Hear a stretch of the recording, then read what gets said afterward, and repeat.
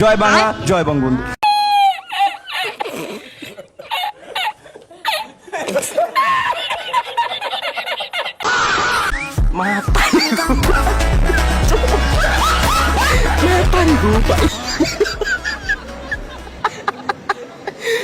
জামাত ইসলাম এটা আসলে একটা অমানুষের দল।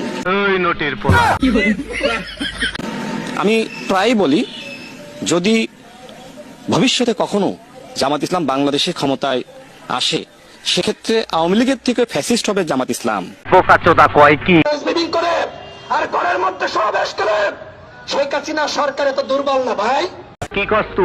তার পতন ঘটানো যাবে না। আমেরিকার দিকে তাকিয়ে থেকে, চীনের দিকে তাকিয়ে থেকে, ইউরোপের দিকে তাকিয়ে থেকে শেখ হাসিনার পতন ঘটানো যাবে না। দালাল। সর্বশেষে আমাদের মমতা মহিমা দেশ নেত্রী শেখ হাসিনাকে আবারও ধন্যবাদ জানাই। তিনি তরুণ সমাজের পাশে এসে দাঁড়িয়েছেন, তিনি আমাদের কথা শুনেছেন।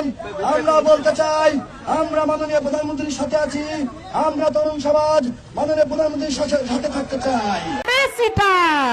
আমি ছাত্রলীগের কর্মী ছিলাম না, শুধু ছোটখাটো একটা নেতাও ছিলাম। আচ্ছা, পোস্টেড ছিলাম কিন্তু সবাই ছাত্রলীগ, আমিও যেটি করেছি সবাই আপা আপা বলে, এই জন্য আমার মুখ থেকে অটোটা বের হয়েছে। আচ্ছা, তার মধ্যে আমার মায়ের চেহারাটা আমি কিছুটা দেখতে পেয়েছি। এরকম একটা জিনিস আমার পরিবার আসলে মানে পুরো পরিবারে ছিল আওয়ামী ব্যাকগ্রাউন্ডের, কিন্তু জয় বাংলা, জয় বঙ্গবন্ধু। গত 30 বছরে তো দুটো পরিবার এই দেশকে নিয়ে পুতুল খেলা খেলেছেন। এই দুই পরিবারের হাত থেকে অবশ্যই এই দেশকে মুক্ত করতে হবে। আপনি সব খুলে বলুন। কারণ তারা চায় না রাজনীতির মাঠে নতুন শক্তির উত্থান হোক।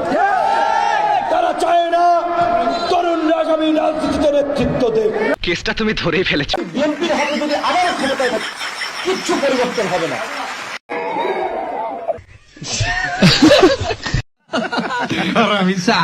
বাইগান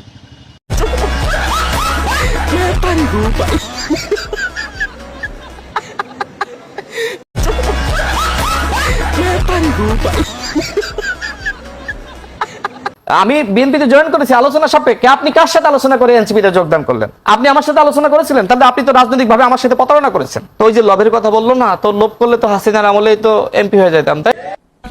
डिप्रेशन डिप्रेशन में रहता हूँ हमेशा। अब भी मैं डिप्रेशन में हूँ, माँ कसम। আমি যতটুকু জানি হচ্ছে রাশেদ খানকে সচিব পদমর্যাদায় রাষ্ট্রের কর্মচারী হিসেবে নিয়োগ দেওয়া হয়েছে।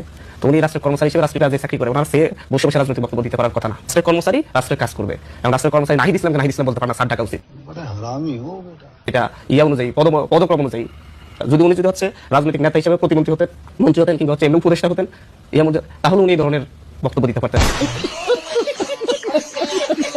তিনজন নেতা একসাথে হয়ে যায়, এক সপ্তাহের মধ্যে আপনার সরকারের পতন হবে। কর্নেল অলি আহমেদকে চ্যালেঞ্জ করছি, যদি বিএনপি সরকারের পতন ঘটাতে পারেন, আমি রাশেদ খান রাজনীতি ছেড়ে দেব। জামাত আমির নাহিদ ইসলাম ও মামুনুল হক যদি চায়, বিএনপি সরকারের এক সপ্তাহের ভিতর পতন হবে। কর্নেল অলির এমন মন্তব্যকে চ্যালেঞ্জ করলেন বিএনপি নেতা রাশেদ খান। আমরা সিদ্ধান্ত নিয়েছি, বিএনপিকে আগামীতে ক্ষমতায় বসাতে হবে। বিএনপি ব্যতীত কোন রাজনৈতিক দল ক্ষমতায় এসে এই দেশকে চালাতে পারবে না। এইটা কি কোনো কথা? তারেক রহমান সাহেব, তিনি সাবেক প্রধানমন্ত্রীর 2 সন্তানের দায়িত্ব নিয়েছেন। তিনি এক সন্তানকে মন্ত্রী বানিয়েছেন, আর এক সন্তানকে দেখলাম সচিব বানিয়েছেন। এখন বিএনপির এই 17 বছরে যারা হামলা মামলা নির্যাতন নিপীড়ন করেছে, তাদের আজকে মাথায় হাত পড়ে গিয়েছে। বন্ধুরা, তারা মনে মনে ভাবছে আমরা ভুল করেছি। আন্দোলন সংগ্রাম না করে শুধুমাত্র 3 মাস জামাত ইসলামীর বিরুদ্ধে উৎসাহ রটনা করলে আমরাও আবার সচিব হতে পারতাম। 5ই আগস্ট 2024 সালে বাংলাদেশ তৈরি হয়েছে। এর আগে দেশটা দেশ ছিল না, বাংলাদেশ নামে কোনো দেশ ছিল না। আমি একজন মুক্তিযোদ্ধার সন্তান। আমার বাবা 71 সালে জীবন বাজি নিয়ে মুক্তিযুদ্ধে নেমেছিল, এবং আমিও সেই আদর্শ বিশ্বাস।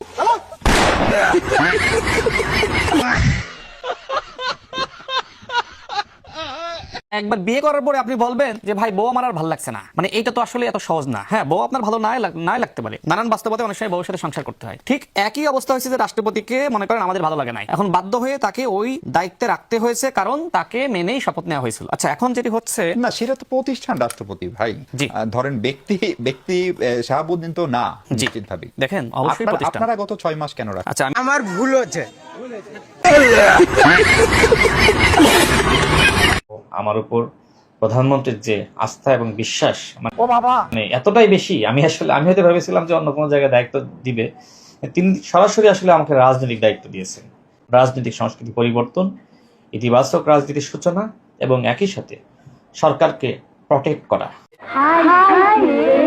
সরকারের বিরুদ্ধে যে ষড়যন্ত্র সেগুলোকে ইনশাল্লাহ আমরা নস্যাৎ করতে পারবো। সরকারকে ব্যর্থ করার যে অপচেষ্টা সেগুলোকেও ইনশাল্লাহ আমরা নস্যাৎ করতে পারবো। আমরা চাই বাংলাদেশ এগিয়ে যাক, সবার আগে বাংলাদেশ।